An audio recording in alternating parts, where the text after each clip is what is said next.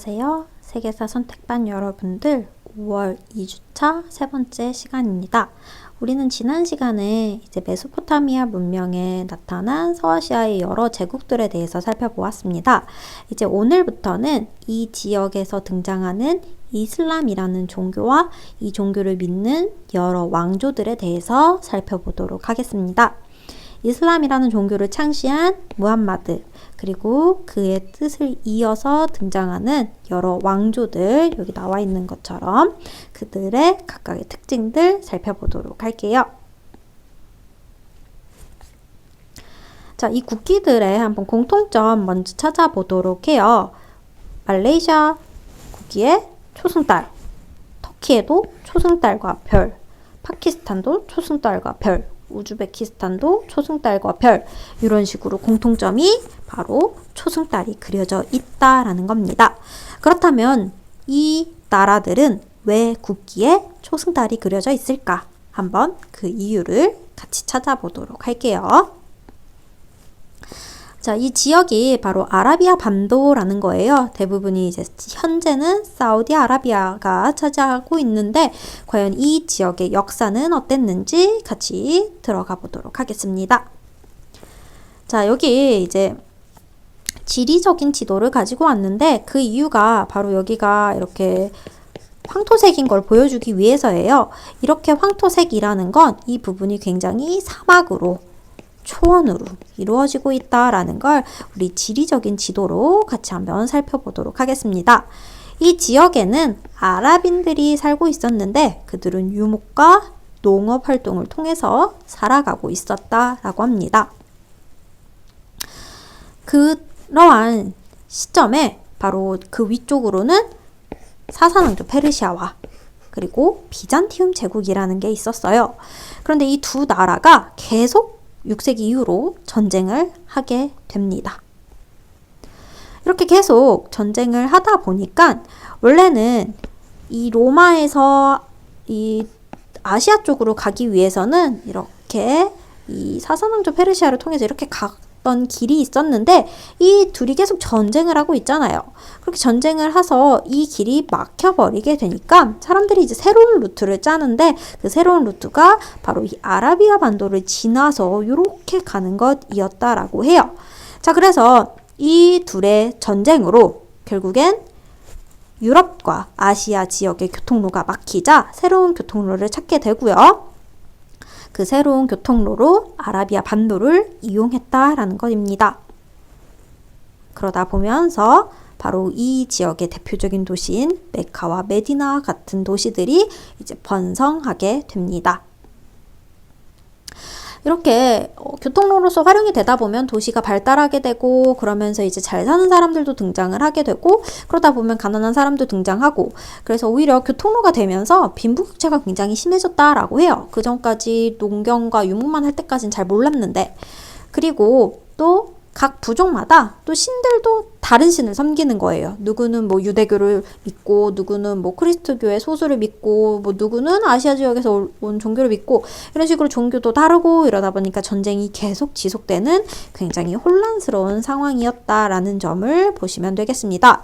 이러한 혼란스러웠던 이 시기에 메카에 살고 있던 무함마드가 자신이 신의 계시를 받았다라고 하면서 새로운 종교를 만드는데 그것이 바로 이슬람교입니다.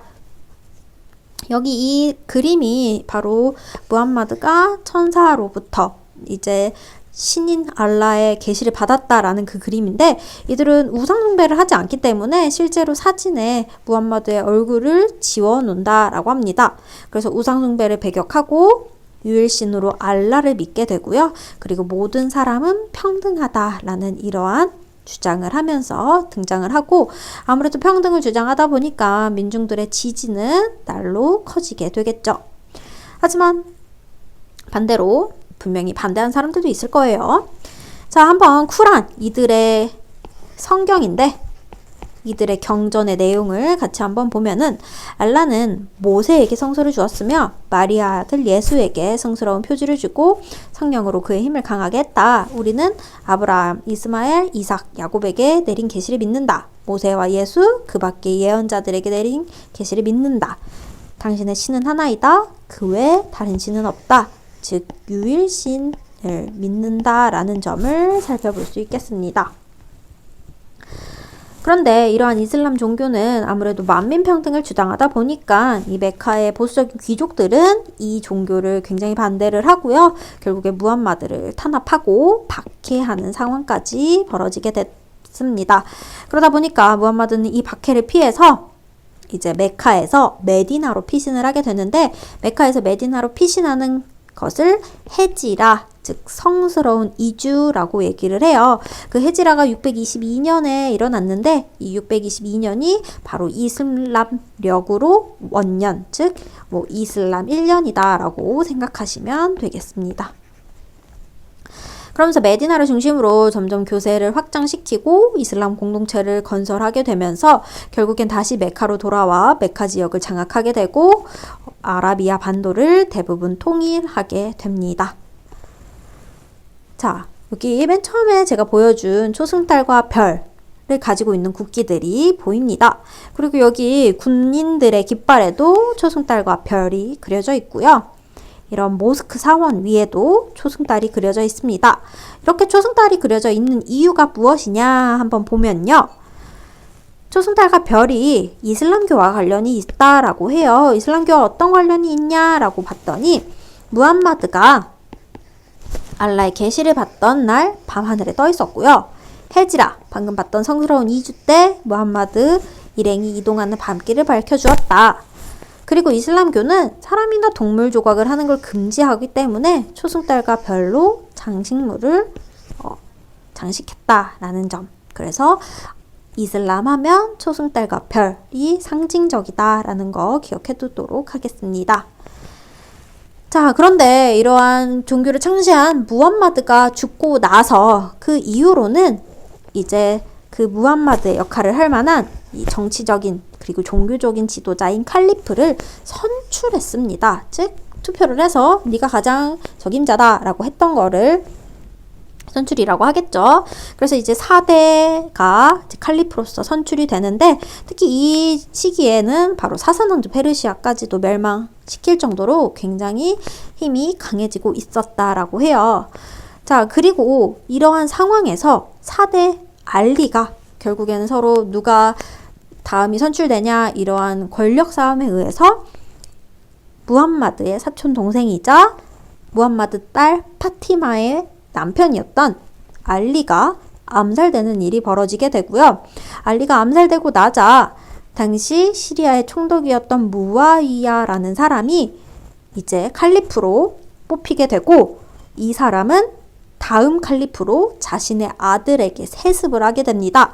이제 그때부터 세습 칼리프 시대라고 하면서 이 우마이야 왕조라는 게 등장을 하게 됩니다. 그래서 우마이야 왕조의 특징을 같이 한번 보자면, 우선 수도는 다마스쿠스라는 곳이고요.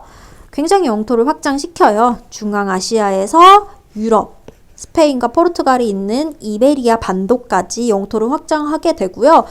정말 세력이 점점 확대가 되면서 서유럽까지 정복할 뻔했어요. 근데 이 서유럽 정복이 막히게 된 전투가 바로 투르 푸아티에 전투라는 것입니다. 이제 이 전투에서 지면서 결국에는 이제 서유럽까지 넘어가지는 못했다라고 합니다. 그리고 아랍인들을 우대하고 비아랍의 이슬람 교도들은 차별하는 아랍인 우월주의 정책을 펼치게 되고, 이러다 보니까 당연히 아랍인이 아닌 사람들은 이 왕조에 불만이 굉장히 많아지겠죠. 그리고 이 시기에 바로 이 칼리프의 혈통에 관련해서 이슬람이 시아파와 수니파로 나뉘게 됩니다. 시아파와 수니파는 무엇이냐라고 한다면, 무함마드의 혈통을 이은 사람, 즉 알리의 가문만이 칼리프가 되어야 한다라고 주장하는 사람들이 시아파라고 한다면, 수니파 같은 경우는 능력과 자질이 있다면 누구나 칼리프가 될 수 있다라고 합니다. 사실 우마이야 왕조를 개창한 무아위야는 무함마드 혈통이 아니란 말이에요. 근데 그 사람이 칼리프가 돼서 왕조를 만들었으니까 아무래도 이 우마이야 왕조 사람들은 수니파가 되겠고요. 그들이 아닌 사람들이 시아파가 되겠습니다. 자, 바로 여기가 이 우마이야 왕조의 수도 다마스쿠스가 되겠고요. 이 북아프리카 그리고 이베리아 반도까지 점령하게 되고 이 중앙아시아까지 넓혀가게 됩니다. 당시 서유럽은 트루프아티의 전투에서 지면서 이제 정복하지는 못했다라는 점도 기억해 두시면 되겠고요. 자, 우마이야 왕조는 결국엔 아랍인만 우대하고 아랍인이 아닌 이슬람교도를 차별하는 이러한 것들로 인해서 비아랍인의 불만으로 결국엔 시아파, 즉 얘네들이 수니파라고 했죠. 이들의 반대였던 시아파의 도움으로 아바스 가문이 결국엔 아바스 왕조를 세우게 됩니다. 아바스 왕조의 특징을 보자면 수도는 바그다드이고요. 우마이야 왕조와 다르게 모든 이슬람 교도들은 평등하다라는 주장을 내세우게 됩니다. 아무래도 우마이야 왕조의 그런 불만들을 타파하고 세운 왕조이기 때문에 그럴 수밖에 없겠죠. 즉 비아랍인도 능력이 있다면 관료나 군인으로 임명할 수 있고 세금 제도에서 차별도 없애줬다라고 합니다. 한편 이 당시 중국에 당나라가 있었는데 이 당나라와 전투를 하게 돼요. 특히 이 탈라스 전투라는 이 전투는 고구려 장수였던 이제 고선지라는 장군이 전면으로 나서게 된 전투였는데 이 전투에서 아바스 왕조가 승리하게 되면서 동서무역권을 장악하게 된다라고 합니다. 바로 이곳이 수도 바그다드 되겠고요. 단거의 탈라스 전투에서 승리하면서 동서무역권을 이제 장악하게 되었다라는 것 기억해 두시면 되겠습니다.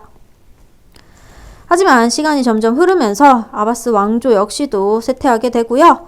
이때 몰락한 우마이야 왕조 일파가 유럽이었던 이베리아 반도에 가서 후 우마이야 왕조를 개창하게 되고요. 그리고 시아파들, 즉 무함마드의 혈통을 가진 사람이 칼리프가 되어야 된다라고 했던 그 시아파들이 북아프리카의 파티마 왕조를 개창하게 됩니다. 왜 이름이 파티마 왕조이냐? 바로 무함마드의 딸 이름이 파티마라고 해요. 그래서 이 무함마드의 혈통을 가진 사람만이 칼리프가 되어야 된다라고 하는 사람들이 북아프리카에 왕조를 세우게 되면서 이 지역에 3개의 이슬람 왕조 그리고 3명의 칼리프가 등장하는 시기가 나타나게 됩니다. 자, 그래서 여기 보시면 한 이 시기쯤에는 왕조가 3개이고 칼리프도 3명이었던 시기가 존재한다라는 거 여러분들이 꼭 기억해 주시면 되겠습니다. 이 우마이야 왕자 사람들이 이렇게 이동해서 이베리아 반도의 우마이야 왕조 그리고 시아파가 북아프리카의 파티마 왕조 그리고 여기가 바로 아라비아 반도 지역에 이렇게 새 이슬람 왕조가 등장했다라는 점까지 기억해 주시면 되겠습니다. 자, 여기까지 이슬람교의 다양한 제국들을 살펴봤습니다. 창시자였던 무함마드에 이어서 선출 칼리프 시대, 그리고 세스 칼리프 시대였던 우마이야 왕조, 그리고 그 뒤를 잇는 아바스 왕조, 그리고 양 옆으로 등장한 후 우마이야 왕조와 파티마 왕조, 이런 왕조들에 대해서 살펴봤는데 이들은 주로 아랍 민족이 세운 나라들이었습니다. 그렇다면 아랍인이 아닌 이슬람 교도들이 세운 국가도 있다고 하는데 어떤 나라들이 있는지 이제 다음 시간에 같이 한번 살펴보도록 하겠습니다. 우리는 이제 교과서 79쪽에서 80쪽을 정리하고 구글 퀴즈까지 풀면서 오늘 수업 마무리해 보도록 할게요. 다음 등교 주간에 만나도록 하겠습니다. 안녕.